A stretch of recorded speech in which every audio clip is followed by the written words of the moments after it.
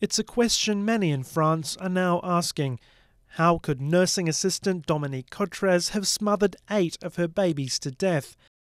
The remains of the newborns were discovered this week in the northern French village of Villiers-au-Tertre, most in the mother's garage, wrapped in plastic bags. Cottrez has told police she killed the babies because she didn't want any more children and hid the pregnancies from others. In such cases, criminologists say that when the baby arrives, it can be a shock for the mother. L'enfant va crier.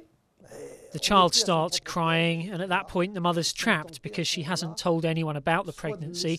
She's tempted to let the baby die or just put her hand over its mouth and suffocate it. Because for her, the child, and I know this sounds shocking, but psychologically it's true, the child doesn't exist yet.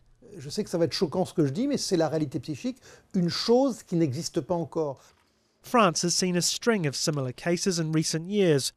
Last year, Véronique Courgeot was jailed for killing 3 of her newborn babies, 2 of which she hid in the freezer. Mothers in such cases have often been troubled and isolated, but experts say it's more than a matter of simple denial. L'élément central, de toute façon, de l'instruction, puisque les faits sont avoués. When there's a confession and the facts are clear, the main question will be whether they knew what they were doing. So, for instance, was it a case of pregnancy denial?